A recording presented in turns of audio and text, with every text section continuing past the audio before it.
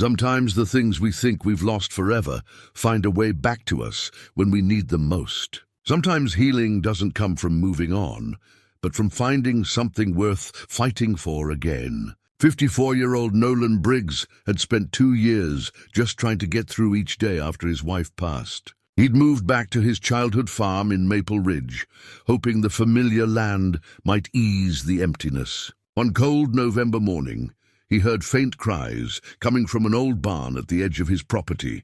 Inside, he found over 200 starving puppies, abandoned and desperate. What happened next brought an entire town together in ways no one expected. Could one broken man's choice to help these helpless creatures become the beginning of something beautiful? Before we continue, tell us where you're tuning in from. And if this story touches you, make sure you're subscribed, because tomorrow I've saved something extra special for you. The farmhouse still smelled like her sometimes. Nolan Briggs would walk through the kitchen in the early morning hours, half awake, and catch a trace of lavender, the hand lotion Diane had used for 30 years. Then he'd remember she was gone. 2 years, 3 months, and 16 days gone.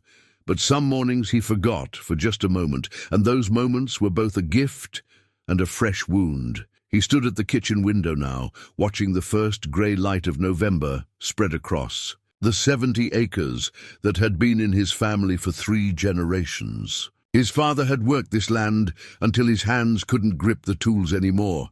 Nolan had left at 18, built a life elsewhere, but the farm had always been there, waiting, like a promise, like an anchor, like the last place left to go when everything else fell apart. The coffee maker sputtered behind him.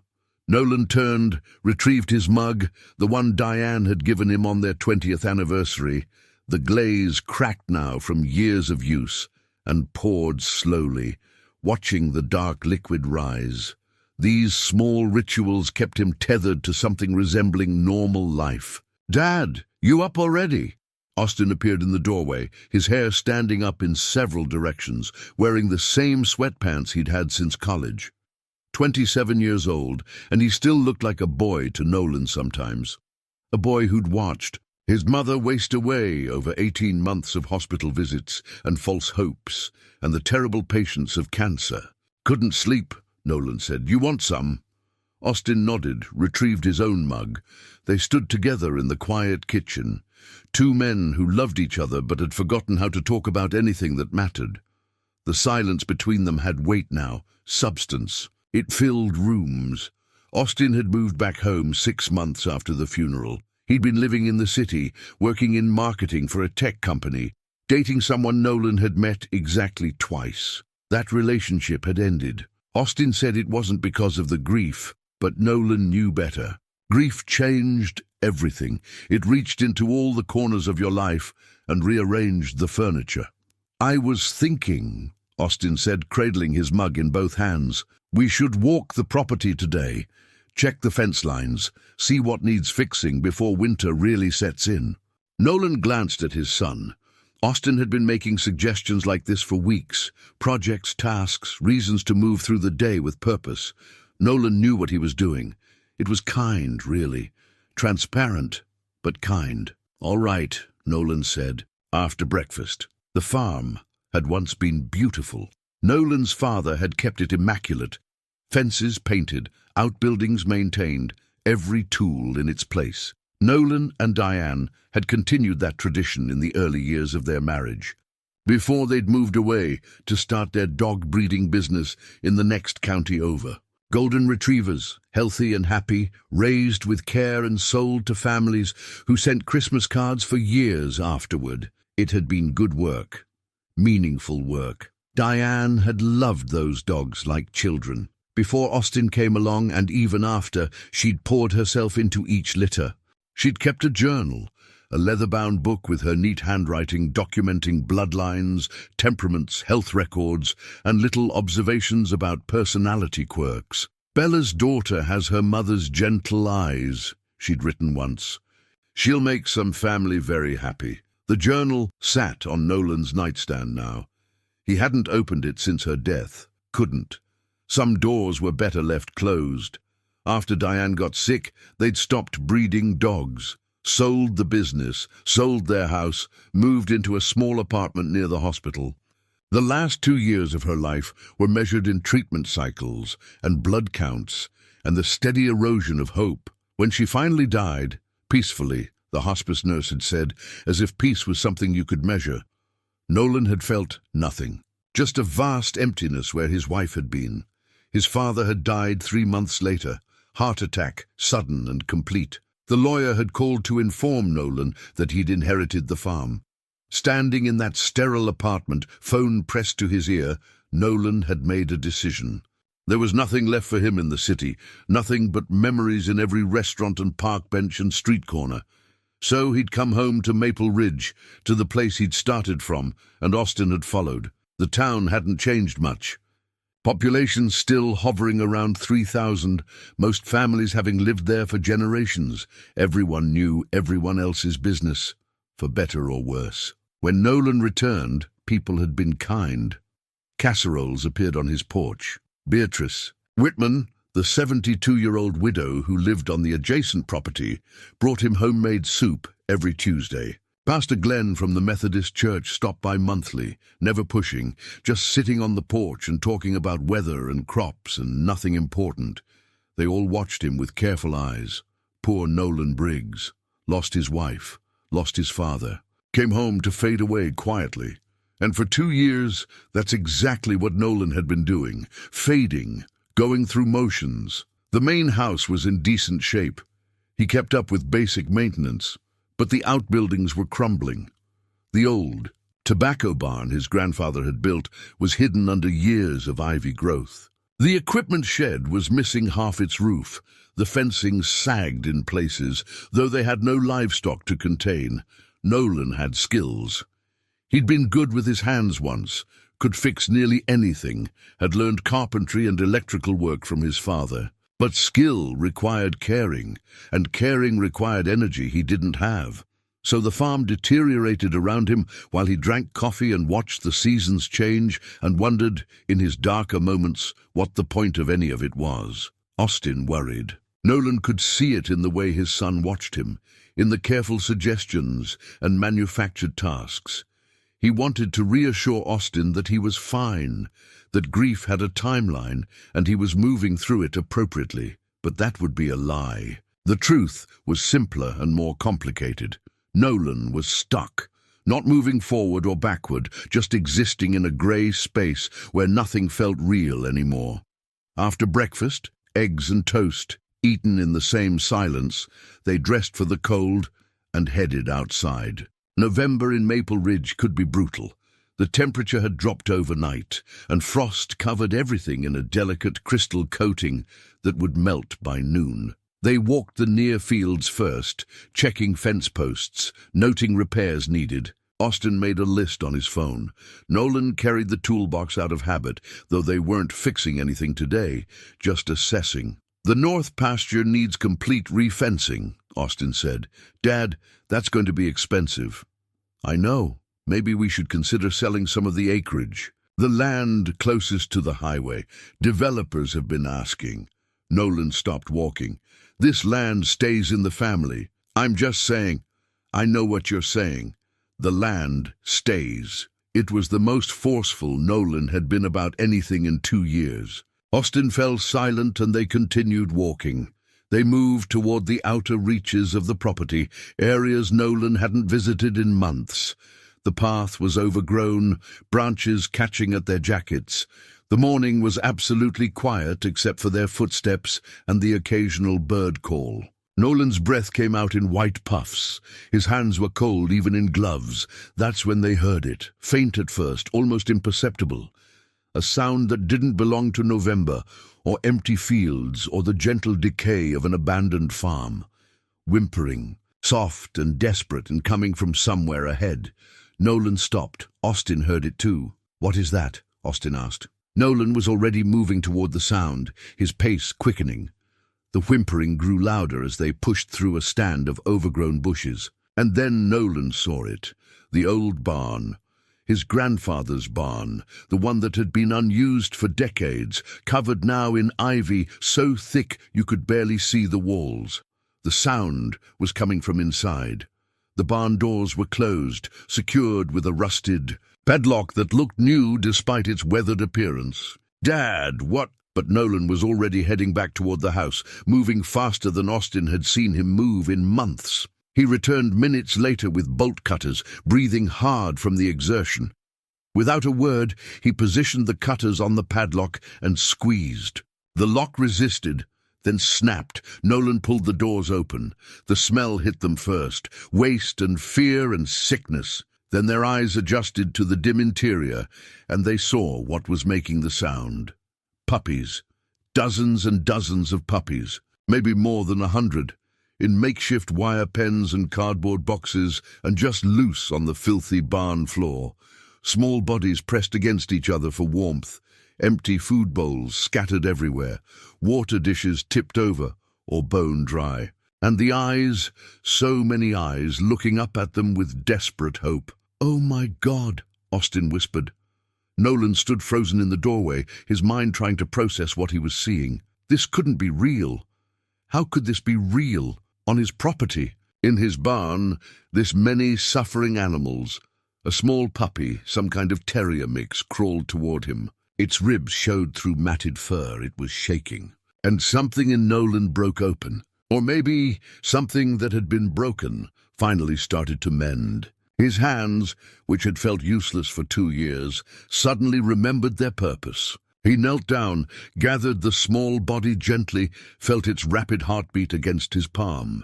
"Austin," he said quietly, "go get blankets. All the blankets in the house. And water. And whatever food we have. Dad, we need to call someone. Animal control. Now, Austin." His son ran. Nolan stepped fully into the barn, still holding the trembling puppy. His eyes adjusted further. He could see now that there were even more dogs than he'd first thought. Different breeds, different ages, all in various states of neglect. Some were alert, watching him. Others lay motionless in corners. How long had they been here? Days, weeks. He spotted a piece of paper tacked to one of the support posts. A note scrawled in hasty handwriting. Couldn't feed them anymore. Bank took everything. God forgive me. Nolan read it 3 times. Someone had been running a breeding operation. Someone who'd gone bankrupt and abandoned these animals on his property, probably hoping someone would find them before it was too late. He looked around the barn at the sea of small faces, and for the first time in 2 years, Nolan Briggs felt something besides emptiness. He felt rage. He felt purpose. He felt the stirring of something he thought had died with Diane. The drive to protect, to heal, to fight for something that couldn't fight for itself. The small puppy in his arms whimpered again. Nolan held it closer. "I've got you," he whispered. "I've got you now." Austin returned with his arms full of blankets, breathing hard. Behind him came Beatrice Whitman, moving as quickly as her 72 years allowed, carrying a basket of what looked like kitchen towels and 2-gallon jugs of water. "Austin told me," she said, stopping at the barn entrance. Her hand flew to her mouth. "Dear Lord in heaven." Nolan was still kneeling on the barn floor, the small terrier mix cradled against his chest. He looked up at Beatrice, and she saw something in his face she hadn't seen since before Diane died. Determination. "We need to assess them," Nolan said, his voice steady. "Figure out which ones need immediate help." "Nolan, this is too much for 3 people," Beatrice said gently. "We need to call after," Nolan interrupted. He set the terrier down carefully on one of the blankets Austin was spreading. "After we get water to all of them. After we figure out how many there are and what condition they're in. Then we call whoever we need to call." Austin knelt beside his father. "Dad, what are you doing?" "And what needs to be done?" Nolan stood, surveyed the barn with new eyes. He was thinking now, planning, his mind working in ways it hadn't in years. "Austin, start filling those bowls with water. Beatrice, can you check the ones in the back corner? I need to know if any of them aren't moving." They worked. There was something almost automatic about it, muscle memory taking over. Nolan moved from pen to pen, his hands gentle but efficient, checking each puppy. Some were alert enough to drink immediately when water was offered. Others were too weak to lift their heads. He counted as he went. 50, 75, 100. "Dad," Austin called. "This one's in bad shape." Nolan crossed to where his son stood, looking down at a small mixed-breed puppy, mostly beagle from the looks of it, lying on its side. Its breathing was shallow, rapid. Nolan knelt, placed his hand on the puppy's chest. The heartbeat was irregular. He'd felt this before, years ago, with the golden retrievers he and Diane had raised. He knew this rhythm. This was a life deciding whether to fight or let go. "We need a vet," Nolan said. "Now!" Austin already had his phone out. "There's a veterinary clinic in town, Dr. Phyllis Montgomery. She treated Mrs. Chen's cat last year. Call her. Tell her it's an emergency." While Austin made the call, Nolan continued his assessment. 120, 150. The number kept climbing. Some of the puppies were in better condition than others. They'd probably been here a shorter time, or had been stronger to begin with. But all of them showed signs of neglect. Matted fur, visible ribs, eyes that held too much fear for such young creatures. In the far corner, partially hidden by an overturned crate, Nolan found something that made his stomach turn. 3 small bodies already cold. They hadn't made it. However long these puppies had been abandoned here, it had been too long for these 3. He stood there for a moment, looking down at them. Such small things, such preventable deaths. The rage he'd felt earlier intensified, mixed now with grief that felt familiar and foreign at the same time. This grief had an outlet. This grief could be transformed into action. "Dr. Montgomery is on her way," Austin said, appearing beside him. He saw what Nolan was looking at and went quiet. "We need something to bury them in," Nolan said softly. "Dad, after we help the ones we can still save." By the time they'd given water to all the puppies they could find, the final count was 207 living animals. Dr. Montgomery's truck was pulling up the long driveway. She was a woman in her early 60s, grey hair pulled back in a practical ponytail, wearing jeans and a fleece jacket with the clinic logo on it. She took one step into the barn and stopped. "Jesus, Mary, and Joseph. We found them about an hour ago," Nolan said. "I'm Nolan Briggs. This is my property, but these aren't my dogs." Dr. Montgomery set down her medical bag and pulled out her phone. "I'm calling the county animal control. This is beyond anything I've seen in 30 years of practice." "That one first," Nolan pointed to the beagle mix that was barely hanging on. "Can you help that one first?" Something in his voice made her pause. She looked at him, really looked at him, and seemed to understand something. She nodded, crossed to the puppy, and knelt down. "Get me more light," she said. "And hold him steady." Nolan held the small body while Dr. Montgomery examined it, listening with her stethoscope, checking vitals, moving with practiced efficiency. Austin stood nearby with his phone flashlight pointed at them. Beatrice had moved outside to call Pastor Glenn. "He's severely dehydrated," Dr. Montgomery said. "Malnourished. Possible pneumonia. I can give him fluids, antibiotics, but his chances..." She looked up at Nolan. "I won't lie to you. His chances aren't good, but they're not zero. No, they're not zero. Then we try." She prepared an IV, inserted it with the skill of long practice. The puppy didn't even react, too far gone to feel pain. They watched the fluids drip, watched his small chest rise and fall. "The others," Dr. Montgomery said quietly, "I need to assess all of them, figure out which ones need immediate medical intervention. But Mr. Briggs, you understand what you're looking at here? The cost alone, I understand, and the legal issues. Someone abandoned these animals. There will be investigations, paperwork, possible criminal charges. The county will want to take custody of all of them. Can they do that? Legally? Yes, these aren't your animals. They were abandoned on your property, but that doesn't make them yours." Nolan looked around the barn, at the sea of small faces still watching them with hope they didn't deserve to feel yet. "What if I want them to be mine?" Dr. Montgomery studied him. "That's a conversation for lawyers and bureaucrats. Right now I need to focus on keeping as many of these puppies alive as possible. You willing to help with that?" "Yes." "Then here's what we're going to do." For the next 3 hours, they worked in a kind of focused chaos. Dr. Montgomery examined each puppy, categorizing them by urgency. Critical, serious, moderate, stable. The critical ones, 7 in total, needed immediate transport to her clinic. The serious ones, 23, needed medical attention within the next several hours. The moderate and stable ones needed food, warmth, and monitoring. Austin drove to the farm supply store and returned with 50 pounds of puppy food, more blankets, and space heaters. Beatrice organized the barn into sections based on Dr. Montgomery's triage. Pastor Glenn arrived with 3 church members and more supplies. Word was spreading. By early afternoon, more people began showing up. Mrs. Beverly Quinn, the retired schoolteacher, brought towels and cleaning supplies. Her husband, Howard, came with tools to repair some of the broken pens. A young couple Nolan didn't recognize arrived with cases of bottled water and puppy training pads. Maple Ridge was a small town. News traveled fast. And something about 200 abandoned puppies and Nolan Briggs trying to save them, resonated with people.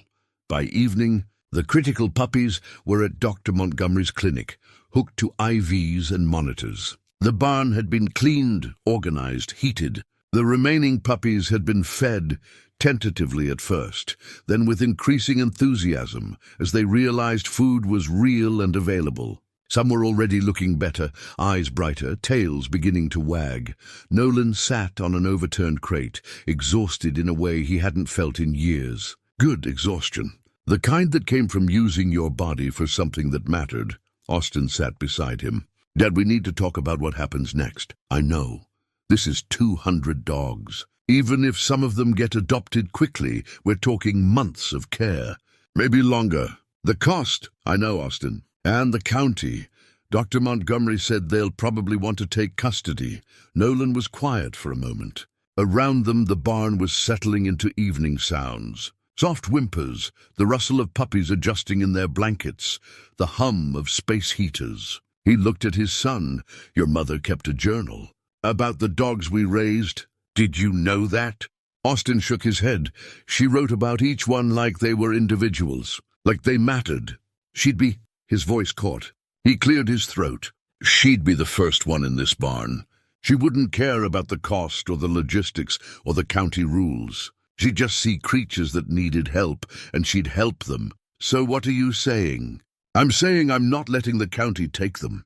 I'm saying we figure this out, whatever it takes.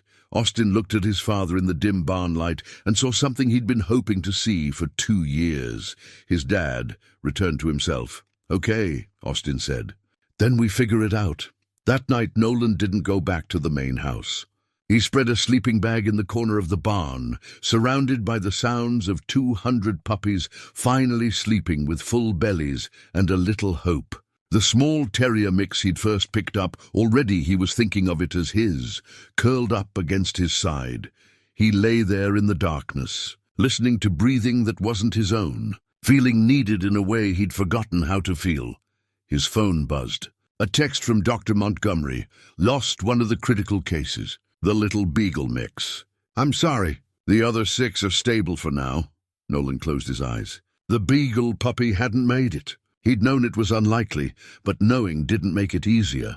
He thought about Diane, about all the things she'd tried to teach him about accepting what you couldn't control while fighting for what you could. I couldn't save that one, he whispered into the darkness. But I can save these. The terrier puppy stirred against him, made a small sound in its sleep. Nolan's hand found its warm body, felt the steady heartbeat that had been failing this morning and was now growing stronger. Tomorrow would bring questions and challenges and probably more heartbreak. But tonight, for the first time in 2 years, Nolan Briggs felt like he had a reason to face tomorrow. The first real problem announced itself at 6 the next morning when Nolan woke to the sound of 40 puppies howling for breakfast. He sat up in his sleeping bag, disoriented for a moment, then remembered where he was. The barn, 206 puppies, a responsibility he'd taken on without fully thinking through what it meant. His back ached from sleeping on the floor. His muscles protested as he stood. He was 54 years old, and his body was reminding him of that fact with every movement. But the puppies were crying, and crying puppies needed to be fed. Austin appeared in the doorway carrying 2 bags of dog food. His hair was wet from a shower, and he looked more alert than he had any right to be. I ordered more supplies online last night. Should be here this afternoon. In the meantime, I bought out everything the feed store had. You went to town already. Couldn't sleep. Figured I'd make myself useful. Austin set the bags down. Dad, we need a system. We can't just react to every need as it comes up. He was right, of course. Nolan looked around the barn at the organized chaos they'd created yesterday. It had worked in the moment, but it wasn't sustainable. They needed structure, routine, a plan that could last weeks or months. Make a list, Nolan said. Everything we need to do daily. Feeding schedules, cleaning schedules, medical checks. Write it all down. While Austin worked on that, Nolan began feeding the puppies. He moved from section to section, filling bowls, watching to make sure the weaker ones got their share. Some of the puppies were already showing improvement. Brighter eyes, more energy, tails that actually wagged. Others were still struggling, moving slowly, eating tentatively. In the middle pen, Nolan found one of the smaller puppies, a black and white mix that looked part border collie, lying in the same position as yesterday. He knelt down, touched its side. Still warm, still breathing, but barely. This was the pattern. Some would bounce back quickly. Others would fade despite everything. He picked up the puppy, cradled it against his chest. Its eyes opened briefly, looked at him with something that might have been gratitude or might have been exhaustion. Hard to tell. Come on, little one, Nolan whispered. Don't give up yet. His phone rang. Dr. Montgomery. Mr. Briggs, we lost another one overnight. One of the critical cases. But the other 5 are improving. I think they're going to make it. That's good news about the 5. It is. But I need you to understand something. Not all of them are going to survive. You did everything right. Found them when you did, got help. But some of these puppies were already too far gone. You can't blame yourself for that. Nolan looked down at the puppy in his arms. Understood. I've contacted County Animal Control. Inspector Douglas Pritchard will be visiting you today. He's thorough. Expect lots of questions. After the call ended, Nolan sat on his makeshift crate, still holding the weak puppy. Around him, the barn was alive with sound and motion. Puppies eating, playing, exploring their cleaned pens. It was overwhelming and beautiful and terrifying all at once. Beatrice arrived at 7:30 with coffee and breakfast sandwiches. Figured you boys might need sustenance. You're a saint, Beatrice. Hardly. Just a nosy neighbor who wants to help. She looked around the barn, nodded approvingly. You've organized it well. Who would have thought Nolan Briggs would end up running a puppy rescue operation? I haven't agreed to run anything. I'm just keeping them alive, I know. But people are talking, Nolan. The whole town knows what you found here, and they're inspired by it. You should see the church ladies. They're already organizing donation drives. Beatrice, I don't even know if I'm allowed to keep these dogs. The county might take them.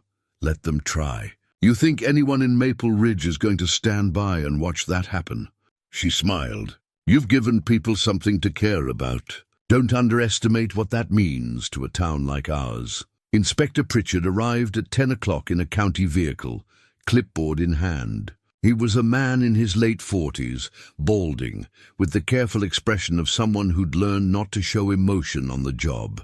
He walked through the barn methodically, taking notes, asking questions. How many total? 206 living. 3 were already deceased when we found them. 1 more died at the vet clinic last night. And you found them when? Yesterday morning. Around 9. The note said the operation went bankrupt. You have any idea who was running it? No. The barn has been abandoned for years. I hadn't been out to this part of the property in months. Pritchard wrote everything down. The conditions they were in. That's animal cruelty. Criminal charges will be filed once we identify the responsible party. In the meantime, these animals are evidence. Nolan felt his stomach tighten. What does that mean? That means they should be in county custody. At our facility. Your facility built for 200 dogs. No, but you have the staff to care for them. The space? The resources? Pritchard's jaw tightened. Mr. Briggs, I understand you've done a good thing here. But there are procedures, regulations. Those puppies have been through enough.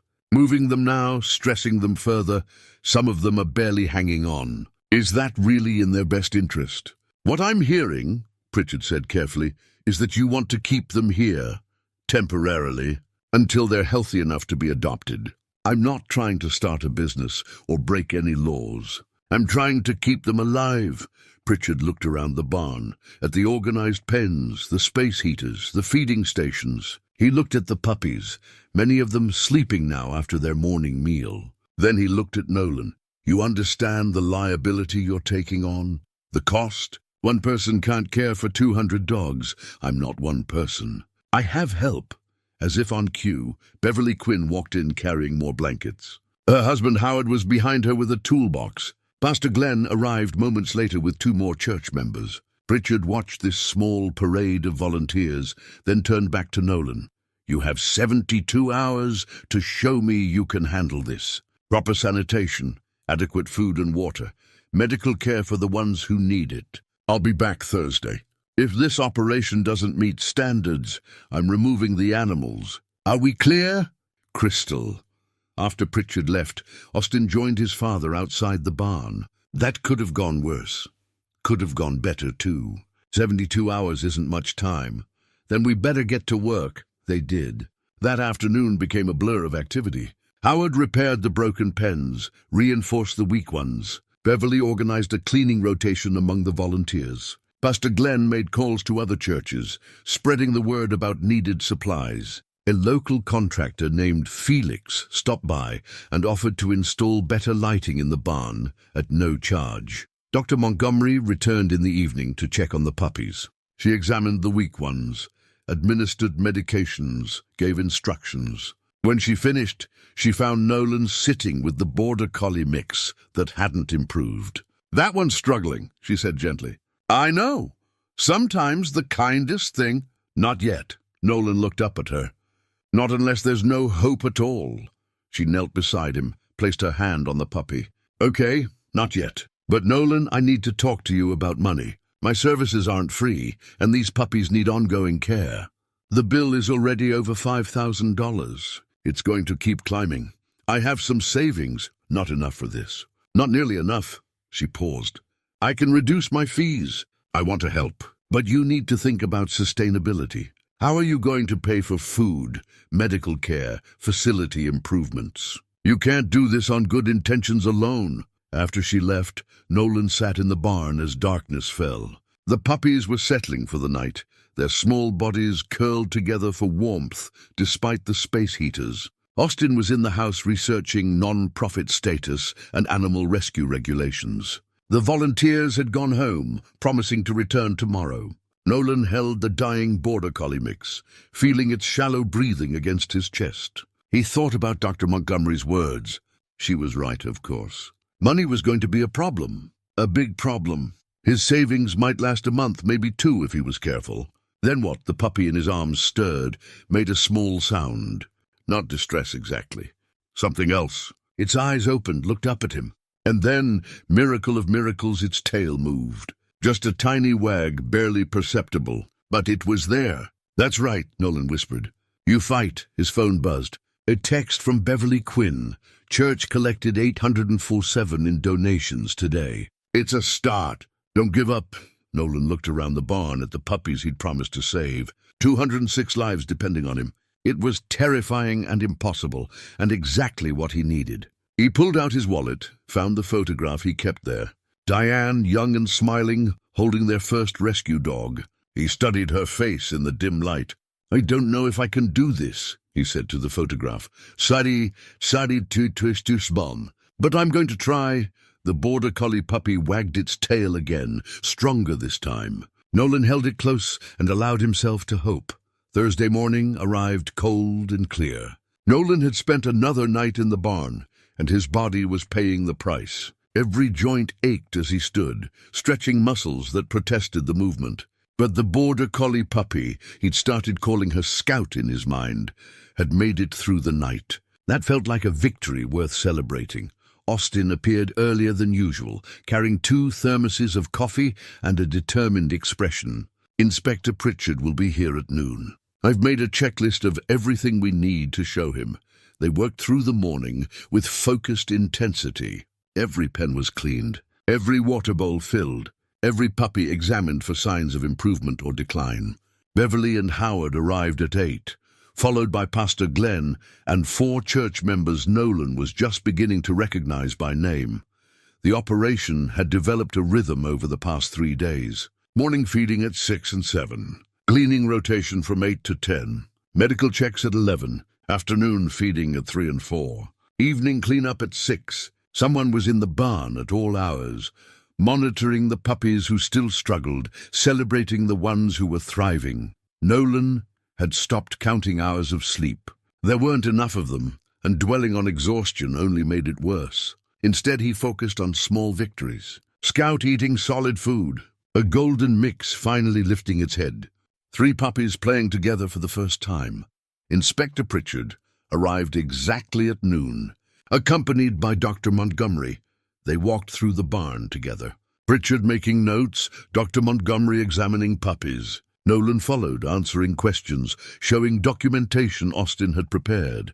Water changed 3 times daily, Austin explained, showing his charts. Feeding schedule posted here. Medical log maintained by Dr. Montgomery. Cleaning rotation tracked on this spreadsheet. Pritchard examined everything. He checked the pens, the ventilation, the heating system. He watched how the volunteers interacted with the puppies. He spent nearly 2 hours going through every detail. Finally, he stood in the center of the barn and looked at Nolan. You've exceeded minimum standards. I'm surprised, honestly. 3 days ago, this was a disaster. Now he paused, searching for words. It's functional.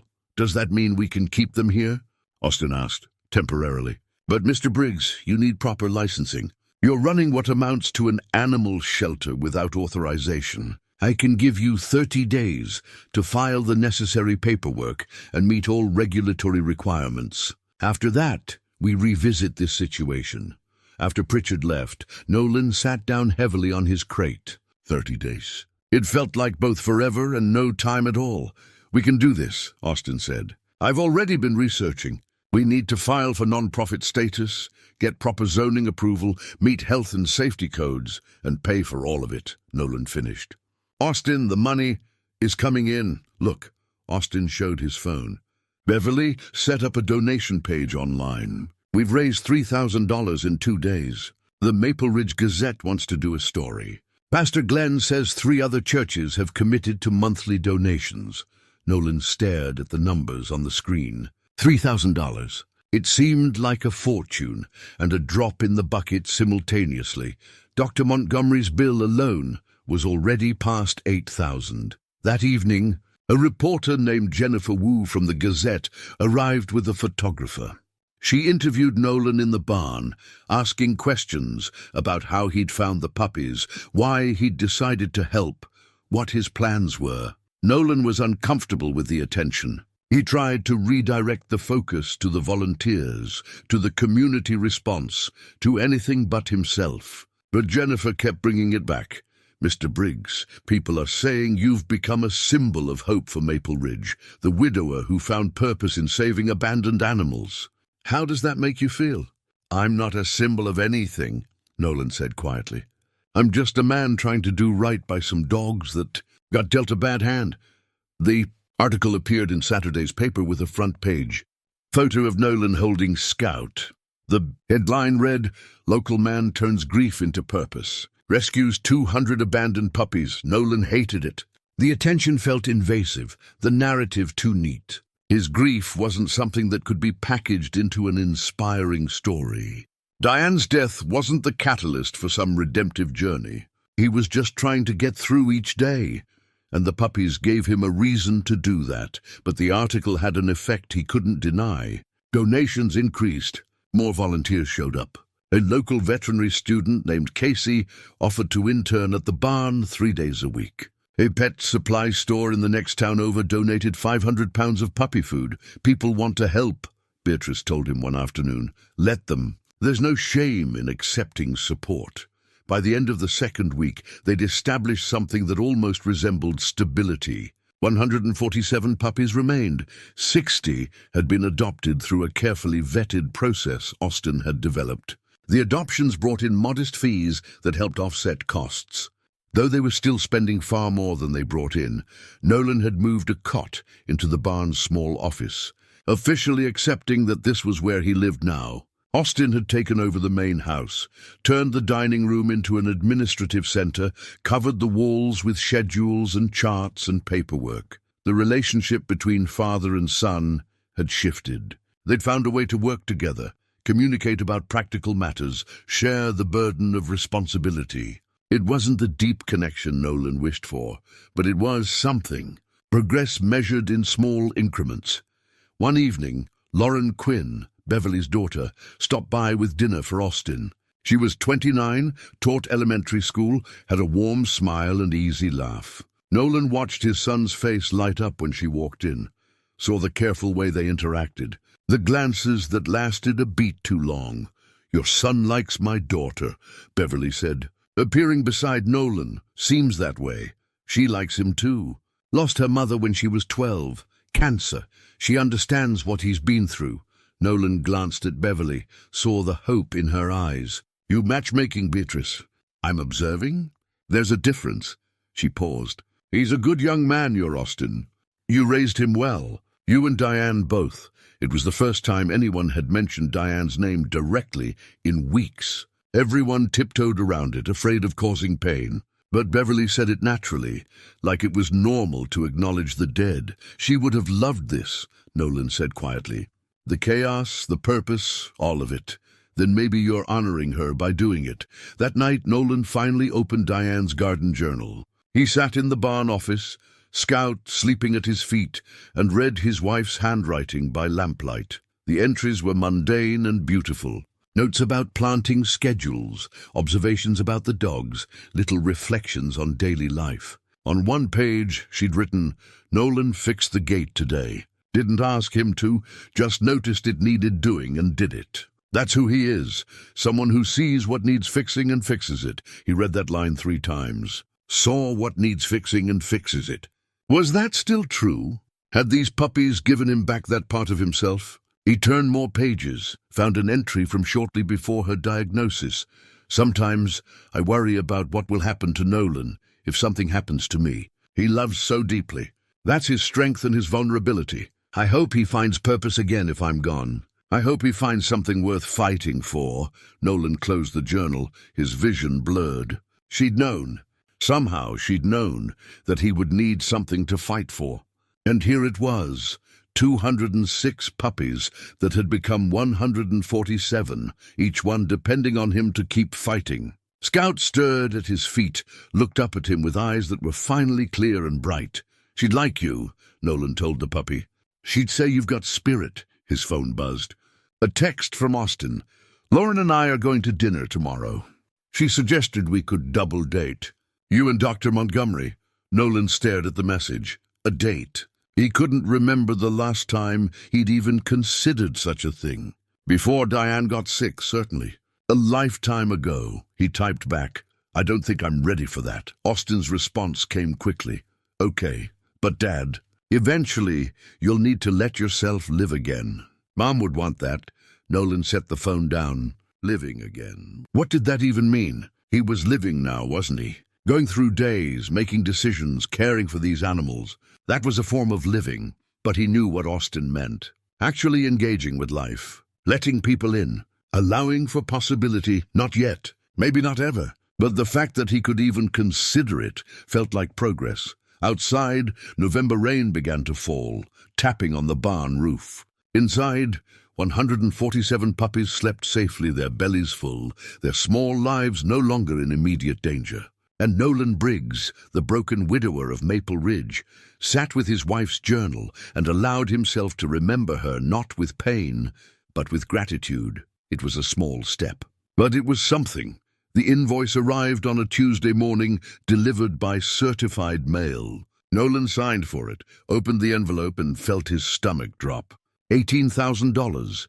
Dr. Montgomery's cumulative bill for veterinary services rendered over the past 6 weeks. He sat down on the porch steps, the paper shaking slightly in his hands. 18,000. He had maybe 12,000 left in savings. The donations were helping.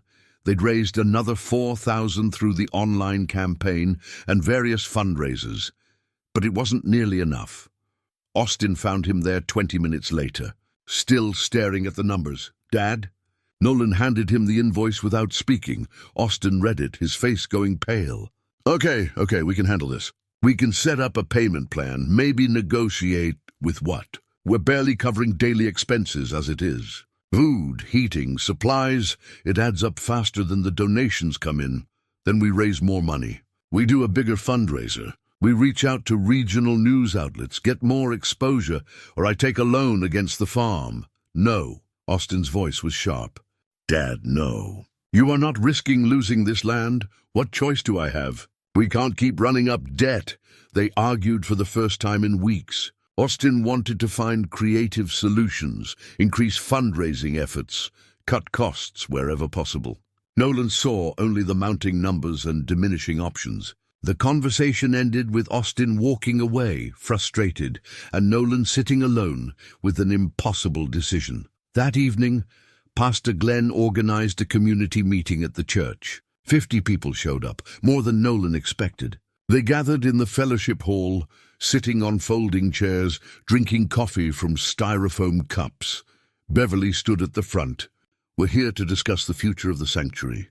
As most of you know, the costs are significant. We need to decide how we move forward as a community. The discussion that followed was heated. Some people were enthusiastic, proposing elaborate fundraising schemes and long-term sustainability plans. Others were skeptical. Why should we bankrupt ourselves for someone else's abandoned dogs? Asked Carl Henderson, a farmer in his 60s. Briggs did a good thing finding them, but at some point this becomes irresponsible. Those dogs didn't ask to be abandoned, Beverly countered. And Nolan didn't ask to find them. But now that we know they're there, what kind of people would we be if we just walked away? The practical kind, Carl shot back. The kind who understand that charity has limits. Others joined in. The debate circled around responsibility, community values, financial reality, and moral obligation. Nolan sat in the back listening, feeling the weight of all these opinions about a decision he'd made in a moment of impulse. Then Councilwoman Iris Donovan stood up. She was in her mid-50s, always impeccably dressed, with the smooth delivery of a practiced politician. Nolan didn't know her well. She'd moved to Maple Ridge 5 years ago and quickly climbed into local government. I think we can all agree Mr. Briggs has done admirable work, she began. The question is sustainability. Running an animal sanctuary requires resources, expertise, proper facilities. Perhaps the solution is to transfer operations to someone better equipped to handle it. Who did you have in mind? Pastor Glenn asked. Well, as it happens, I've been in conversation with a regional animal welfare organization. They've expressed interest in taking over the operation. They have the infrastructure, the funding, the professional staff. Of course, they'd need to relocate the animals to their facilities. And the Briggs property? Austin asked from the front row, his voice careful. Donovan smiled. The property has potential for other uses that could benefit the community. Commercial development, perhaps. I'd be willing to facilitate that transition, help Mr. Briggs get fair value for his land so he can move on from this burden. The room went quiet. Nolan felt everyone's eyes turn toward him. I'm not selling, he said quietly. Mr. Briggs, be reasonable. You're drowning in debt for a problem that isn't yours to solve. I'm not selling. Louder this time. Donovan's smile tightened. Then we'll need to discuss other options. Perhaps mandatory inspections, stricter oversight, ensuring you're meeting all regulatory requirements. He's meeting them, Dr. Montgomery interrupted, standing up. I've documented everything. The sanctuary exceeds minimum standards in every category, for now. But what about next month, next year? Mr. Briggs, I'm trying to help you see reality. Reality is, those puppies are alive because of my father, Austin said, standing as well. Reality is, this community came together to support something good. Reality is, we don't need your help or your development plans. The meeting ended in tense disagreement. Some people pledged increased support. Others left shaking their heads. Donovan departed with a fixed smile that didn't reach her eyes. Outside, Pastor Glenn pulled Nolan aside. She wants your land. Has for a while, apparently. I heard rumors she'd tried to buy it from your father before he died. Why? Location. It's close to the highway. Could be valuable for commercial development. She probably saw an opportunity when you inherited it. Nolan drove home in silence, Austin beside him. The night was cold, stars sharp overhead. When they reached the farm, Austin finally spoke. We're not giving up, I know. And you're not selling. I know that too. In the barn, Scout greeted him with enthusiastic tail wagging. The puppy had gained weight, her coat was shiny, and she followed Nolan everywhere. Dr. Montgomery said she could be adopted soon, but Nolan kept finding reasons to delay that conversation. He did his evening rounds, checking on each section. Casey, the veterinary student, was working late, monitoring a new arrival, a puppy someone had found on the roadside and brought to the sanctuary. Word had spread that the Briggs place took in strays. How's the new one? Nolan asked. Stable. Scared, but no major injuries. He'll be okay with time and care. Casey looked at him. I heard about the meeting. People are talking. I imagine they are. For what it's worth, most of them support you. Donovan's always been... She paused, choosing words carefully. She sees everything as an opportunity. This is just another one to her. After Casey left, Nolan sat with Scout in the quiet barn. He thought about Donovan's offer, about the easy way out it represented. Sell the land, take the money, let someone else handle the problem. Walk away from all of it, except he couldn't. Not just because it was his family's land, though that mattered, but because walking away now would mean abandoning these animals who'd already been abandoned once. It would mean giving up on the purpose he'd found, the healing that had started. His phone rang. Dr. Montgomery. Nolan. I've been thinking about the bill. I can cut my fees in half going forward. And I'll set up a payment plan for what you already owe. No interest. Phyllis, you can't afford... Neither can you. But we're doing this together, right? That's what community means, she paused. I lost my husband 8 years ago. Threw myself into work because I didn't know what else to do. This sanctuary, helping you with it, it's given me something I didn't know I was missing. So don't argue with me about money. We'll figure it out. After she hung up, Nolan sat in the darkness and felt the knot in his chest loosen slightly. He wasn't alone in this. He'd forgotten what that felt like.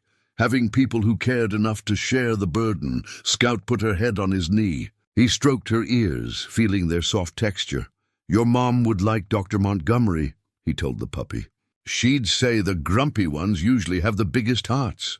Outside, winter wind rattled the barn walls. Inside, 147 puppies slept safely. And Nolan Briggs, who'd spent 2 years convinced he had nothing left to give, discovered he still had reserves of determination he'd forgotten existed. He pulled out his phone and texted Austin, "We fight. Whatever it takes." The response came quickly. "Whatever it takes." "I'm with you, Dad." Nolan closed his eyes and allowed himself a moment of gratitude. For his son, for this community, for these animals that had given him a reason to keep going. Tomorrow would bring new challenges. But tonight this was enough. Scout's collar was nothing fancy. Just a strip of old leather Nolan had found in the workshop, cut down to puppy size with a simple brass buckle. He'd made it on a quiet afternoon when Scout was sleeping beside his workbench, her small body finally healthy enough to run and play like puppies should. The collar represented something, though he couldn't quite articulate what. Maybe it was permanence. Maybe it was hope. Or maybe it was just an old man admitting he'd gotten attached to a dog he'd once thought wouldn't survive the night. 3 months into the sanctuary operation, patterns had emerged. Morning feeding was routine now. The volunteers knew their roles without being asked. Casey had brought in 2 more veterinary students to help with medical care. The barn was warm, clean, organized.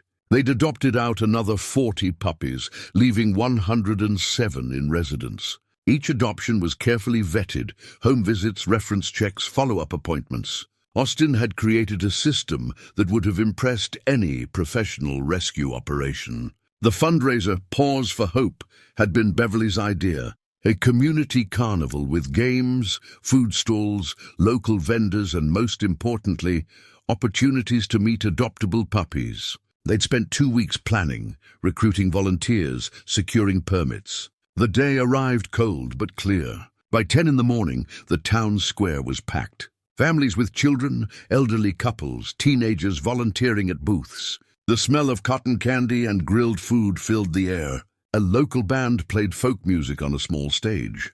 Nolan stood at the sanctuary's booth, Scout at his feet wearing her handmade collar, watching the crowd with a mixture of wonder and discomfort. This many people, all here because of something he'd started, felt surreal. "Dad, we've raised $22,000, Austin said, checking his phone. "And it's only 1 o'clock, 22,000. Nolan tried to process the number. It would cover Dr. Montgomery's bill, with money left over for operations. It was more than he'd hoped for, more than seemed possible. Councilwoman Donovan arrived at 2, accompanied by a photographer. She wore an expensive coat and carried a large check, made out to the sanctuary for $5,000. The photographer positioned her next to Nolan for photos. "Smile, Mr. Briggs," she said through her own practiced smile. "This is good publicity for both of us." Nolan smiled because refusing would look churlish, but something about her presence felt wrong. Too calculated. Too performative. After the photos, she lingered. "Impressive turnout. You've really captured the community's imagination. People are generous. They are. Though I wonder about long-term sustainability. These emotional responses fade, you know. 6 months from now, will they still be donating? Will they still care?" She paused. "My offer still stands, Mr. Briggs. Let professionals handle this. You could walk away with dignity intact." "Not interested." Her smile never wavered. "We'll see." After she left, Dr. Montgomery appeared at his elbow. "That woman is trouble. I'm starting to realize that. I did some digging. She's been buying up property along the highway corridor. Has plans for a shopping complex. Your land is the last piece she needs for road access." Dr. Montgomery crossed her arms. "She's not going to give up easily." The carnival continued into evening. By the time they counted final donations, the total had reached $35,000, more than enough to pay the veterinary bill and cover operations for several months. That night, volunteers and supporters gathered at the barn for an impromptu celebration. Someone brought champagne. Pastor Glenn offered a blessing. People laughed and hugged and shared stories about the puppies they'd adopted or helped care for. Nolan stood slightly apart, watching. Austin and Lauren were together, his arm around her shoulders, her head leaning against him. They'd been dating officially for 3 weeks now, and Nolan could see the careful way they navigated grief and hope together. Beverly found him in his usual corner. "You did good today." "We all did." "No, Nolan, you gave people something to believe in. Don't minimize that." He wanted to deflect, to redirect credit elsewhere, but her expression stopped him. She wasn't making polite conversation. She was telling him something she needed him to hear. "After my husband died," Beverly continued, "I spent 2 years barely leaving the house. Stopped teaching. Stopped seeing friends. Just stopped. Then one day Lauren came over and told me I had to make a choice. Keep disappearing or find something to live for." She looked at the puppies sleeping in their pens. "You chose to live. And you helped the rest of us remember how to do that too." The celebration wound down. People drifted home with promises to return tomorrow. Austin and Lauren left together, heading to dinner. The barn grew quiet except for puppy sounds and the hum of heaters. Nolan sat with Scout, feeling the day settle around him. $35,000. Community support. Systems that worked. For the first time since finding the puppies, sustainability seemed possible. His phone buzzed. An unknown number. He answered. "Mr. Briggs? This is Felix Grayson. I'm an attorney in Millbrook County. I represent the creditors of Gerald Finch's estate." Nolan's stomach tightened. "I'm listening. Mr. Finch operated a dog breeding business that went bankrupt last year. We've recently discovered that approximately 200 dogs from his operation were relocated, without authorization, to your property. As creditors of his estate, we're entitled to recover assets." "Those dogs are assets, Mr. Briggs. Those dogs were dying when I found them, abandoned, starving. Nevertheless, they belong to Mr. Finch's estate. We're prepared to offer you 2 options. Return all remaining dogs to our custody, or pay fair market value, $75,000. That's insane. That's the law, Mr. Briggs.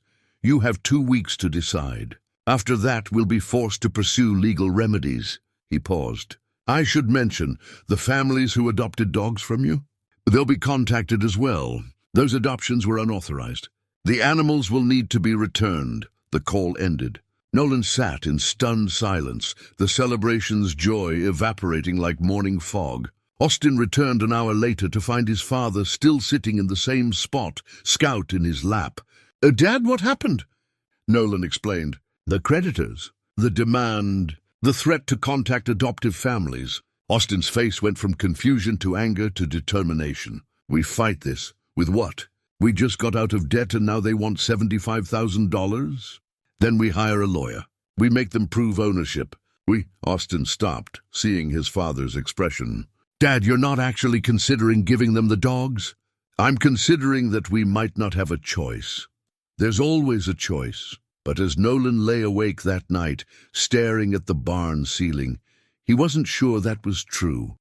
They'd come so far, built so much, and now it could all be taken away by lawyers and technicalities and the cruel machinery of bankruptcy law. Scout slept beside him, a small body warm against his side. He thought about the families who'd adopted puppies, the elderly man who'd found companionship, the young couple who sent weekly photos, the single mother whose daughter had bonded with a shy retriever mix. All of them would be contacted. All of them would be asked to return their dogs. It was unthinkable, cruel, but apparently legal. He reached for his wallet, pulled out Diane's photograph. In the dim light, her smile seemed both encouraging and heartbreaking. "I don't know how to fix this one," he whispered to the image. "I don't know if I can." Scout stirred, looked up at him with trusting eyes that said he'd saved her once and would save her again. Nolan closed his eyes and prayed, something he hadn't done since Diane died, for wisdom, for strength, for a way through this that didn't end in heartbreak for everyone involved. Outside, winter stars wheeled overhead. Inside, 107 puppies slept, unaware that their safety had just become uncertain again. The legal summons arrived 3 days later, delivered by a process server who looked apologetic as he handed Nolan the papers. Official, binding, terrifying in its bureaucratic precision. Austin read through the documents twice, his jaw tightening with each page. "They're claiming the puppies are assets of Finch's bankruptcy estate, that you had no legal right to take possession or facilitate adoptions. They want all remaining animals returned and monetary compensation for the ones already adopted." "Can they do that?" "Apparently they think so." Austin set the papers down. "We need a lawyer. A good one." The lawyer they found, pro bono, through Pastor Glenn's connections, was Felix Grayson, ironically the same name as the attorney who'd called representing the creditors. Different person, fortunately. This Felix was younger, maybe 35, with earnest eyes and an aggressive approach to animal welfare law.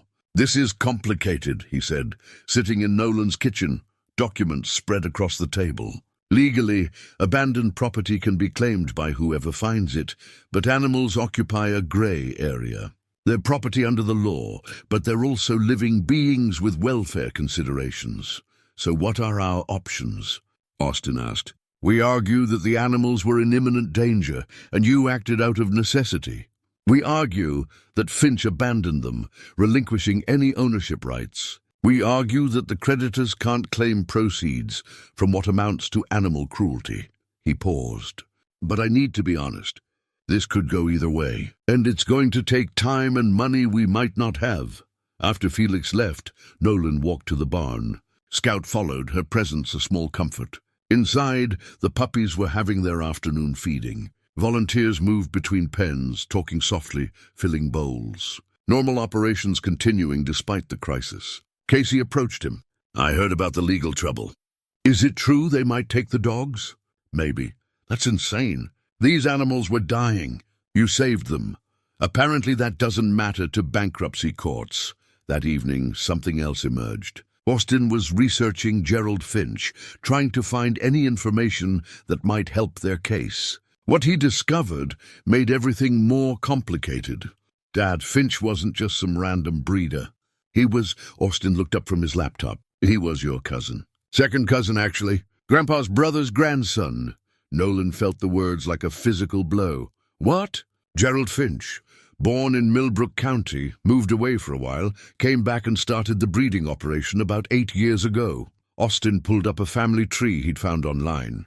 You would have known him when you were kids, probably. Nolan searched his memory. Gerald. The name stirred something. A skinny kid at family reunions, maybe. Someone he'd barely known, hadn't thought about in decades. Then it clicked. Not a kid at family reunions, an adult. 10 years ago, maybe 12, a man had shown up at the farm, asking Nolan's father for money. Said he was starting a business, needed investors. Nolan's father had refused, said the business plan was sketchy. The guy seemed unreliable. Nolan had been there for that conversation, had agreed with his father's assessment, had thought nothing more about it. Oh, God, he said quietly. What? He came here once, asked for money. We refused. Nolan sat down heavily. If I'd helped him then, Dad, no. You can't. If I'd helped him, maybe he wouldn't have gone bankrupt. Maybe those dogs wouldn't have been abandoned. Maybe... Stop! Austin's voice was sharp. You're not responsible for his choices. He ran an illegal breeding operation. That's on him, not you. But the guilt settled in anyway, heavy and familiar. Another failure. Another person he'd let down. The fact that Finch was family made it worse somehow. The news got around town quickly. Maple Ridge thrived on information, and information this juicy spread like wildfire. Nolan became aware of whispers, sidelong glances. The heroic narrative was complicating. Now he was the man who'd refused to help family, who might have prevented this whole mess if he'd been more generous. Councilwoman Donovan showed up at the farm 2 days later with a proposal. I've been in contact with the creditors, she said, sitting in Nolan's kitchen uninvited. I can make this go away. How?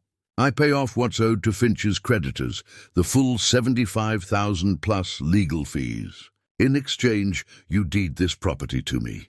I'll run the sanctuary as a non-profit, hire proper management, ensure the dogs are cared for. You and Austin can stay involved if you want, but the liability and financial burden transfer to me, and you get the land.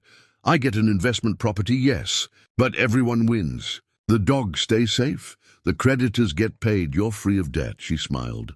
It's the practical solution, Nolan. I need to think about it. Don't think too long. The creditors are impatient. After she left, Nolan stood at the kitchen window, looking out at the barn. His grandfather had built that barn. His father had maintained it. 3 generations of Briggs had worked this land, and now it might slip away because of abandoned puppies and bankruptcy law. Austin found him there an hour later. Lauren's mom did some research. Turns out Donovan invested in Finch's breeding operation. $20,000 3 years ago. When it went bankrupt, she lost that money. So she's one of the creditors? Not officially. But she has financial interest in the estate being settled. Which means she engineered this. The legal claim, the timing, all of it. Austin nodded. She's been trying to get this property for years. This is just her latest attempt. The pieces fell into place. Donovan hadn't been offering help. She'd been orchestrating a takeover, using the law and Nolan's own compassion against him. The anger that rose in Nolan was different from what he'd felt before. Not the hot rage of injustice, but cold determination. He'd been manipulated, backed into a corner by someone who saw vulnerable people and animals as opportunities. Dr. Montgomery arrived that evening, called by Austin. She brought news that changed everything. I pulled Finch's veterinary records from when he was operating, she said, spreading papers across the kitchen table.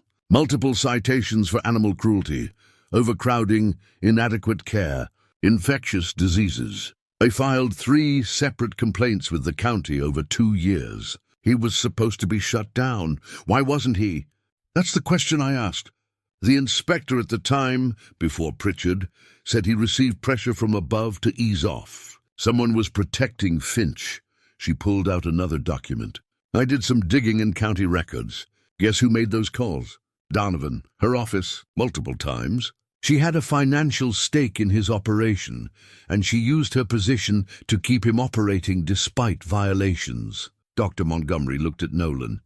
which means those dogs weren't just abandoned. They were the product of an illegal operation that continued because of corruption. And creditors can't claim assets from criminal enterprise. Hope flickered in Nolan's chest. You're sure? I'm sure. But proving it, connecting all the dots, building a legal case that takes time and evidence. How much time? More than 2 weeks. Which is how long we have before the creditors can take legal action. They sat in silence, considering options. The clock was ticking. Donovan thought she'd won. The creditors thought they had a valid claim. And Nolan was caught between protecting the animals and protecting his family's land. Scout jumped into his lap as if sensing his distress. He stroked her soft fur, feeling the steady heartbeat beneath his fingers. This puppy had fought for her life. Maybe it was time he fought with the same determination. We need Inspector Pritchard, Nolan said quietly. He knows what Finch was doing. He filed those early complaints. Will he testify? I don't know. But we have to ask. Austin pulled out his phone. Then we asked tonight. Outside, darkness had fallen. In the barn, 107 puppies were settling for the night, unaware of the legal battles being fought on their behalf. And Nolan Briggs, faced with losing everything, decided that some things were worth fighting for, no matter the cost. Inspector Douglas Pritchard arrived at the farm the next morning, his county vehicle kicking up dust on the long driveway. Nolan met him at the porch, coffee already brewed, prepared to make his case. I appreciate you coming, Nolan said. Pritchard accepted the coffee, looked out at the barn. You said it was urgent. About Gerald Finch. They sat on the porch and Nolan laid out everything. The creditors' claim, Donovan's involvement, Dr. Montgomery's discovery of the complaints Pritchard himself had filed years ago. The pressure from above that had kept Finch operating despite violations. Pritchard listened without interrupting, his expression growing more troubled with each revelation. When Nolan finished, the inspector was quiet for a long moment. I should have pushed harder, he finally said. I knew what Finch was doing was wrong, but when Donovan's office called, when they made it clear my job might be at risk if I didn't back off, I chose my career over those animals. He met Nolan's eyes. I've regretted it ever since. Will you testify?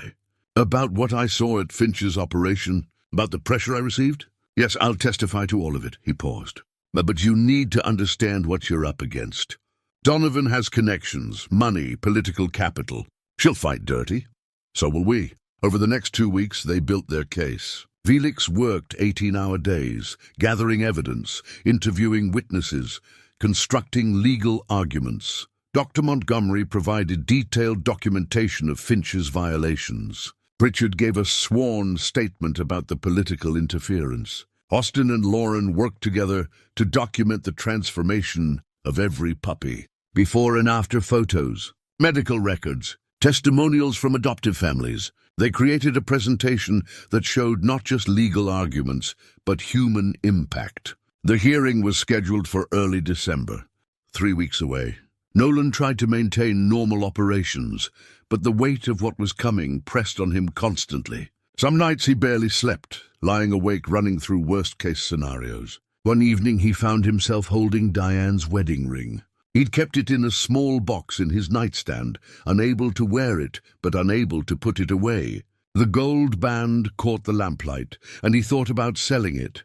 The ring would bring in money, not enough to pay the creditors, but enough to help with legal fees. Austin found him sitting there, the ring in his palm. Dad, you can't. It's just a piece of metal. It's not, and you know it. Austin sat beside him. Mom wouldn't want you to give that up. Not for this. Not for anything. She'd want me to do whatever it takes to protect these animals. She'd also want you to keep something of hers. Austin's voice was gentle. You don't have to sacrifice everything to prove you care. Nolan closed his fist around the ring, feeling its weight. Austin was right. Some things couldn't be measured in dollars or legal victories. Some things had value beyond practical use. He put the ring back in its box. The following Sunday, Pastor Glenn organized a prayer vigil at the church. Nolan didn't want to go. Public displays of emotion still made him uncomfortable.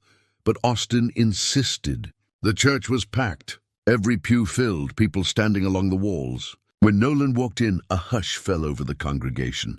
He took a seat in the back, trying to be inconspicuous. Pastor Glenn spoke about community, about standing together in difficult times, about the moral obligation to protect the vulnerable. Then he invited people to share their thoughts. Beverly stood first.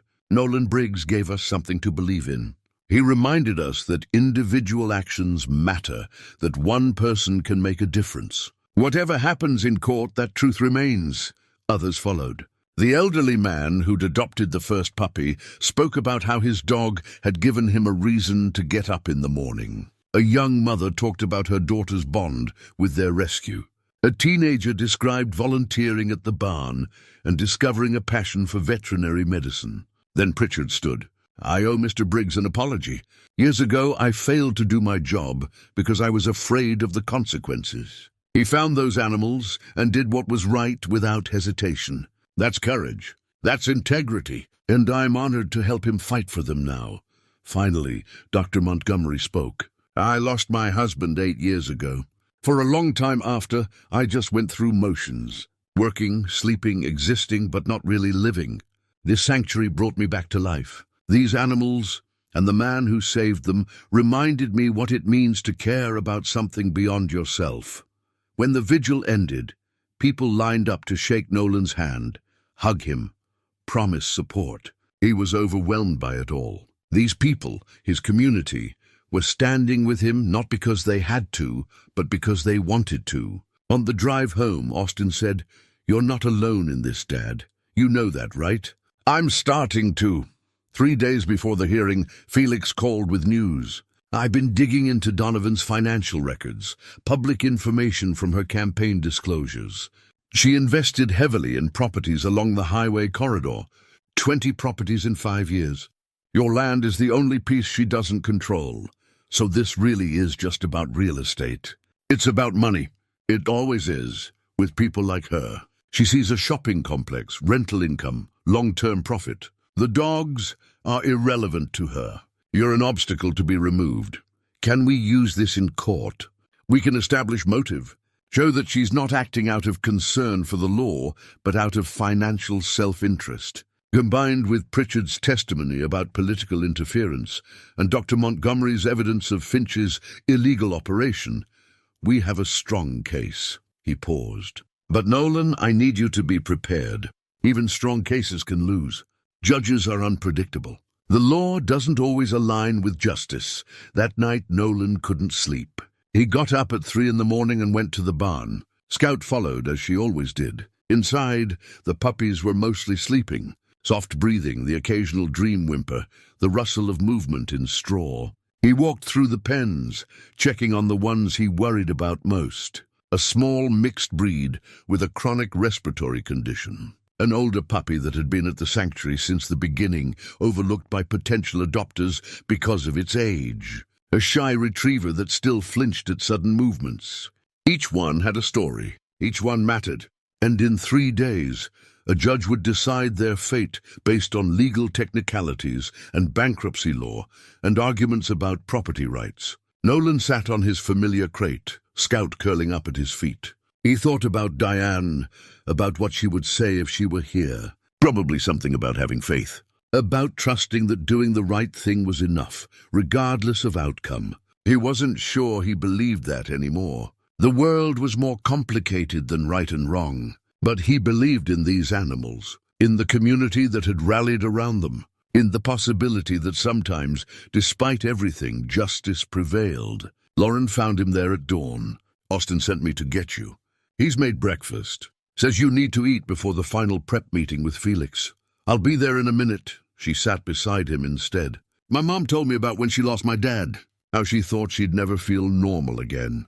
But then slowly, through small acts of living, she found her way back." She looked at the puppies. "You've helped a lot of people find their way back, Nolan, including my mom, including Austin, including me. I was just trying to save some dogs. That's how healing starts, by caring about something outside yourself." She stood, offered her hand. "Come on, let's go prepare to win this thing." Nolan took her hand and let her pull him up. 3 days until the hearing, 72 hours until everything changed.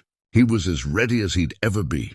The courthouse in Millbrook County was a stern brick building that had stood for 100 years. Nolan arrived early, wearing the only suit he owned, the same one he'd worn to Diane's funeral. Austin walked beside him, carrying a briefcase full of documents. Behind them, a convoy of supporters from Maple Ridge filled the parking lot. The courtroom was packed by 9 o'clock. Judge Constance Fairfield presiding, a woman in her 60s with silver hair and a reputation for fairness but also strictness. She looked over the crowded gallery with raised eyebrows. "This is a civil hearing, not a circus. I'll have order or I'll clear the room." "Understood?" Everyone nodded. The creditor's attorney presented first. His name was Vincent Shaw, expensive suit, confident delivery. He laid out the case with clinical precision. "Your Honor, this is straightforward. Gerald Finch operated a dog breeding business. When his business went bankrupt, he left assets, specifically 207 dogs, on Mr. Briggs's property. Those animals belonged to Mr. Finch's estate. The creditors have legal claim to those assets. Mr. Briggs took possession without authorization and facilitated adoptions without legal standing. We're seeking return of remaining animals and compensation of $75,000 for those already adopted." Judge Fairfield made notes. "Mr. Grayson, your response." Felix stood, straightening his tie. "Your Honor, my client discovered these animals in a state of severe neglect. Multiple animals were dead. Others were dying. He acted out of humanitarian necessity. Furthermore, these animals weren't simply abandoned. They were the product of an illegal breeding operation. Creditors cannot claim proceeds from criminal activity. That's a serious allegation. Can you substantiate it?" "We can, Your Honor, with testimony and documented evidence." Shaw objected. "Your Honor, Mr. Finch's business practices are irrelevant to the property claim. I'll decide what's relevant." "Mr. Shaw," Judge Fairfield turned to Felix. "Present your evidence." Felix called Dr. Montgomery first. She took the stand, was sworn in, and testified about the puppy's condition when she first examined them. Her testimony was detailed, professional, devastating. "In my 30 years of veterinary practice, I've never seen animals in worse condition. Severe malnutrition, dehydration, multiple infections. 3 were already dead. Several more died despite treatment. These animals had been without adequate food, water, or medical care for at least a week, possibly longer." Shaw cross-examined. "Dr. Montgomery, you've become personally involved with Mr. Briggs's sanctuary, correct? You've reduced your fees, provided pro bono services?" "I have. So you have a financial interest in the outcome of this case." "I have an ethical interest. Those animals needed help. Mr. Briggs provided it. I supported that effort. But your objectivity is compromised. My objectivity is based on 30 years of medical training and documented evidence. The condition of those animals speaks for itself." Judge Fairfield intervened. "Mr. Shaw, move on." Next, Felix presented documentation. Photographs of the barn when Nolan first found it. Medical records. Before and after images of individual puppies. The gallery watched in silence as the evidence mounted. Then Felix called Inspector Pritchard. Pritchard took the stand, clearly nervous but determined. He testified about visiting Finch's breeding operation years earlier, about documenting violations, about filing complaints that should have resulted in the operation being shut down. "But it wasn't shut down," Felix said. "Why not?" "I received calls from the county administrator's office. I was told to ease off, that Mr. Finch was working to correct the violations." "Was he?" "No, the violations continued. Animals were kept in overcrowded, unsanitary conditions. But every time I tried to take action, I was told to give him more time." "Who specifically told you to ease off?" Pritchard hesitated then. "The calls came from Councilwoman Iris Donovan's office. She said Mr. Finch was a constituent, that he deserved a chance to comply with regulations." The courtroom erupted. Judge Fairfield's gavel came down hard. "Order! I will have order!" Shaw was on his feet. "Your Honor, this is completely inappropriate. Councilwoman Donovan is not on trial here, but her involvement is relevant to establishing the criminal nature of Mr. Finch's operation," Felix countered, "which directly impacts whether creditors can claim these animals as legitimate assets." Judge Fairfield called for a recess. I need to review this evidence. 30 minutes. During the break, Nolan stood outside the courthouse, breathing cold December air. Austin joined him, along with Beverly and Dr. Montgomery. It's going well, Austin said. Is it? Nolan felt numb. The legal arguments, the testimony, all of it felt abstract compared to the simple reality of 107 puppies waiting at home. Pritchard's testimony was powerful, Dr. Montgomery said. He connected Donovan to the illegal operation. That changes everything. When they reconvened, Judge Fairfield's expression was unreadable. She addressed Shaw first. Mr. Shaw, I've reviewed the evidence presented. The testimony regarding Mr. Finch's operation is troubling. Do your clients have any knowledge of the conditions under which these animals were kept? Your Honor, the creditors are simply seeking to recover assets. Assets obtained through potentially criminal activity. That's relevant, Mr. Shaw. She turned to Felix.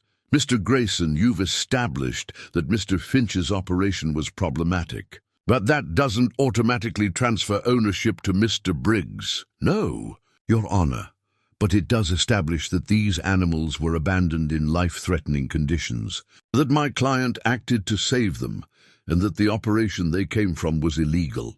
Under those circumstances, the creditor's claim lacks merit. I need to hear from Mr. Briggs himself. Judge Fairfield looked at Nolan. Mr. Briggs, please take the stand. Nolan's heart hammered as he walked to the witness box. He was sworn in, sat down, faced the judge. Mr. Briggs, in your own words, tell me what happened when you found these animals. Nolan took a breath. I heard them crying. My son and I were walking the property, and we heard whimpering from an old barn. When we got inside, his voice caught. He steadied himself. They were in bad shape, scared, starving. Some of them were dying. I didn't think about law or property rights. I just thought about keeping them alive. You took on significant responsibility. Why? Because they needed help. Because walking away wasn't an option. He paused. My wife died 2 years ago. Since then I've been lost. These animals gave me purpose again. A reason to get up in the morning. But more than that, they reminded me what it means to care about something outside yourself. Judge Fairfield studied him. And the families who adopted these dogs? You facilitated those adoptions? Yes, ma'am. With careful vetting, home visits, references. We wanted to make sure each puppy went to a good home. You understand that legally you may not have had the right to do that. I understand. But those puppies couldn't wait for lawyers to sort out property rights. They needed families. They needed homes. And those families, they needed those dogs too. The courtroom was silent. Judge Fairfield made notes, her expression giving nothing away. Thank you, Mr. Briggs. You may step down. Shaw stood for cross-examination.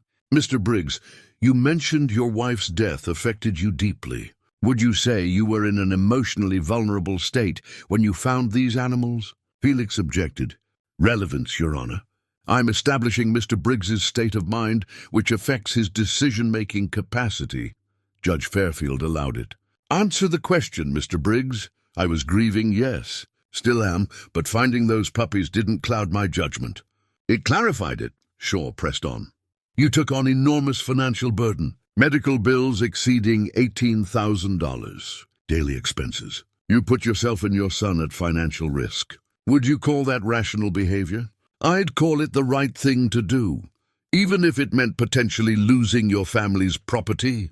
Nolan met Shaw's eyes. Those animals didn't choose to be born into a bad situation. They didn't choose to be abandoned. Someone had to choose to help them. I chose. And I'd make the same choice again. Shaw switched tactics. You're aware that Gerald Finch was your cousin? The courtroom stirred. Nolan saw Austin stiffen in his seat. I learned that recently, yes. And you're aware he approached your father for financial help years ago? Help that was refused? I am. So, in a sense, your family's refusal to help Mr. Finch contributed to his financial difficulties, which led to him abandoning these animals. Wouldn't you agree? Felix was on his feet. Your Honor, this is outrageous. But Nolan spoke before the judge could rule. No, I don't agree. Gerald Finch made his own choices. He chose to run an illegal operation. He chose to mistreat animals. He chose to abandon them when things got hard. Those were his choices, not mine. Not my father's. Shaw looked satisfied, like he'd gotten what he wanted. No further questions. Felix called Austin next. He testified about the sanctuary's operations, the care protocols, the adoption process. He presented the USB drive containing all their documentation, financial records, medical logs, volunteer schedules, testimonials from adoptive families. "We've documented everything," Austin said. "Every dollar spent, every medical treatment, every adoption. This isn't some haphazard rescue. It's a professional operation built by people who care." Then Felix revealed the final piece of evidence, a cancelled check obtained through legal discovery, made out from a company owned by Iris Donovan to Gerald Finch's breeding operation. $20,000 dated 3 years ago. "Your Honor, this proves Councilwoman Donovan had direct financial interest in Mr. Finch's operation. When it failed, she lost her investment. Now she's using her position to recoup those losses by claiming the animals as assets and acquiring Mr. Briggs's property." Shaw objected strenuously. Judge Fairfield overruled him. "This goes to motive and credibility, Mr. Shaw. I'll allow it," Felix continued. "Councilwoman Donovan isn't in this courtroom today, but her influence is everywhere in this case. She invested in an illegal operation. She used her political position to prevent it from being shut down. And now she's orchestrating this legal action to profit from her own failed investment." The courtroom erupted again. Judge Fairfield's gavel came down repeatedly. "Order! Mr. Shaw, do the creditors have any response to these allegations?" Shaw conferred with his clients, then stood. "Your Honor, we request a continuance to investigate these claims." "Denied. You've had time to prepare your case. Mr. Grayson, anything else?" "Just one more witness, Your Honor, Casey Brennan, veterinary student who's been working at the sanctuary." Casey took the stand, young and earnest. She testified about the transformation she'd witnessed in the puppies, but also in the community. Before the sanctuary, Maple Ridge was quiet. People kept to themselves, but this brought everyone together. I've seen elderly people volunteer alongside teenagers.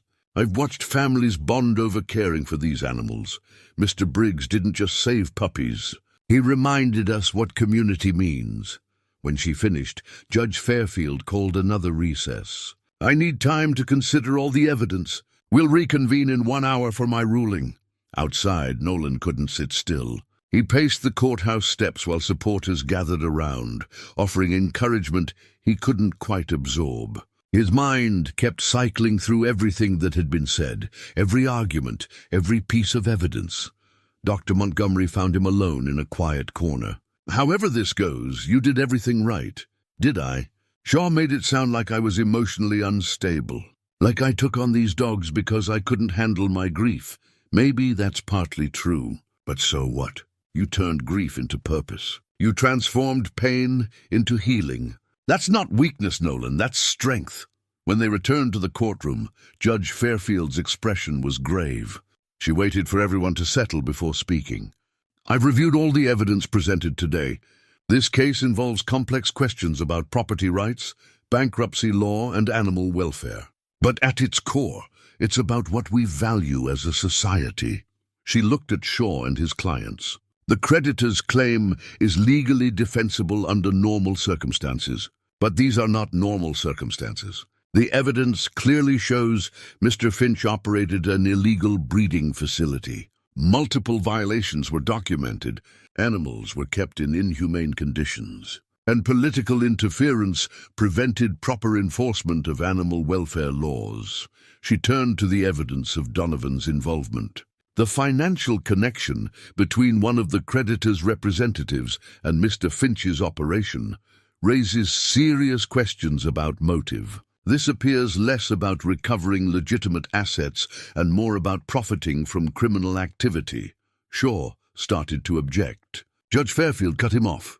"I'm not finished. Mr. Briggs acted when he discovered animals in immediate danger. He provided necessary care, sought proper medical attention, and established a functioning sanctuary with community support. His actions were not only humane but necessary." She paused, her gaze sweeping the courtroom. "Therefore, I rule in favor of the defendant. The creditor's claims are denied. Mr. Briggs retains custody of all animals currently at the sanctuary. Furthermore, I'm referring this matter to the State Attorney General for investigation of potential corruption and animal cruelty charges related to Mr. Finch's operation and those who enabled it. The courtroom exploded. People cheering, crying, embracing. Judge Fairfield's gavel came down one final time. "This court is adjourned." Nolan sat frozen, unable to process what he'd just heard. They'd won. The puppies were safe. The sanctuary would continue. Austin grabbed him in a fierce hug. "We did it, Dad. We actually did it." Around them, celebration erupted. But Nolan could only think of 107 puppies waiting at home, finally, truly safe. 6 months after the court victory, Nolan stood at the entrance to the newly renovated barn and barely recognized it. What had once been a crumbling structure hidden under ivy was now a proper facility, with clean lines, fresh paint, and a sign that made his chest tight every time he saw it. Briggs Haven Sanctuary, founded by Nolan and Diane Briggs. Austin had insisted on including Diane's name. "She started this with you, Dad, all those years raising dogs together. This is part of her legacy too." The sanctuary had grown beyond anything Nolan imagined that cold November morning when he'd first heard the whimpering. They'd formalized operations, obtained all necessary licenses, established a board of directors. Dr. Montgomery served as chief veterinarian, with Casey and 2 other vet students rotating through as interns. Beverly managed volunteers. Pastor Glenn handled community outreach. All 207 original puppies had been adopted or, in a few cases, had found permanent homes at the sanctuary. But word had spread. Now they received calls weekly from across the region. Abandoned animals, neglected strays, situations where no one else would step in. The sanctuary had become a safety net for the forgotten. Nolan walked through the main building, checking on the current residents. 32 dogs today, ranging from puppies to seniors, each with a story, each waiting for their second chance. In the far corner, in what had become his favorite spot, Scout slept on a cushioned bed. She was technically Nolan's dog now, though he'd never planned to keep her. Somehow the adoption papers had never gotten filed. Somehow she'd just stayed, following him through his days, sleeping beside his cot at night. "Dad, they're here!" Austin called from the doorway. Today was the grand opening of the education center, a new building constructed with grant money and community donations. Local schools would bring students for programs about animal care, responsibility, compassion. It was Beverly's idea, a way to invest in the next generation. The center was named Diane's Place. When Nolan had first seen the sign, he'd wept. Not the silent tears of grief he'd grown accustomed to, but something different. Gratitude, maybe, or recognition that Diane's love continued to ripple outward, touching lives she'd never meet. The dedication ceremony drew a crowd of 200. Nolan stood uncomfortably at the front while speakers praised his work, thanked the community, outlined the center's mission. He caught Austin's eye across the crowd. His son stood with Lauren, her hand in his. They'd gotten engaged last month, planning a summer wedding on the farm. When it was Nolan's turn to speak, he approached the microphone with reluctance. Public speaking still made him anxious, but these people had earned his words. "I'm not good at speeches," he began, "so I'll keep this brief. 6 months ago, I found some dogs that needed help. I helped them. That's all I was trying to do. But something happened that I didn't expect. They helped me, too." He paused, gathering his thoughts. "My wife Diane died 2 years before I found those puppies. For those 2 years I was lost, going through motions, existing but not really living. Then I heard crying from an old barn, and everything changed. Not because I'm special or heroic. Because I chose to care when caring was hard." He looked around at the faces watching him. "This sanctuary isn't mine. It belongs to all of you. Every person who volunteered, who donated, who showed up when it mattered. You built this. I just opened the door." After the ceremony, people lingered. Children played with adoptable puppies in the exercise yard. Adults toured the new facility. The local news interviewed volunteers. It felt more like a community celebration than a formal opening. Nolan found himself alone for a moment, standing by Diane's memorial plaque mounted near the center's entrance. Her photograph smiled out at him, the same photo he'd carried in his wallet, now enlarged and framed. "Quite a day," Dr. Montgomery said, appearing beside him. "She would have loved this. I think she does love it. Wherever she is," Dr. Montgomery smiled. "You've created something lasting here, Nolan, something that will help animals and people for years to come. We created it, all of us. True, but you were the catalyst. You were the one who chose to act when action was needed." She paused. "I've been meaning to tell you I'm grateful. This work, being part of this sanctuary, it gave me back something I thought I'd lost. Purpose, connection, joy." After she left, Nolan walked to the old barn, the original structure where everything had started. They'd kept it standing, renovated it into a quiet space for reflection. Inside, photographs lined the walls. Before and after images of the 207 puppies. Updates from adoptive families. The growing story of Briggs Haven. Scout followed him inside, her nails clicking on the wooden floor. She was healthy now, well-fed and happy, with a shine to her coat and confidence in her step. Seeing her transform had been one of the great joys of these past months. Austin found him there an hour later. "People are starting to leave. They want to say goodbye. I'll be there in a minute. Dad, I wanted to tell you, Lauren and I have been talking about the wedding. We'd like to have it here on the farm, with Scout as ring bearer." Nolan looked at his son, saw the young man he'd become, strong, capable, happy in ways he hadn't been since Diane died. "Your mother would love that, I know. That's why we want to do it." Austin sat beside him on the bench. "You know what I realized? These past 6 months we've talked more than we did in the previous 2 years combined. Working together, building this place, it brought us back to each other. It brought me back to myself." They sat in comfortable silence, listening to the sounds of the sanctuary winding down for the evening.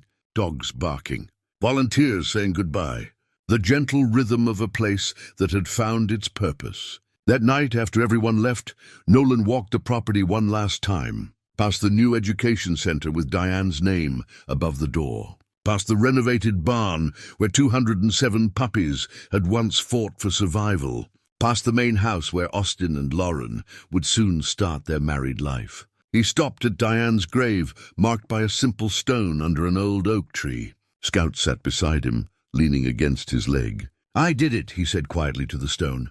"I found something worth fighting for, just like you hoped I would." The evening star appeared in the darkening sky. A cool breeze rustled through the trees, and Nolan Briggs, who'd once thought his life was over, stood on land his grandfather had worked, surrounded by evidence that healing was possible, that purpose could be found, that sometimes the things we save end up saving us. Scout whimpered softly. Nolan reached down, stroked her soft fur. "Come on, girl. Let's go home." They walked back to the barn together, man and dog, both rescued, both healing, both exactly where they needed to be.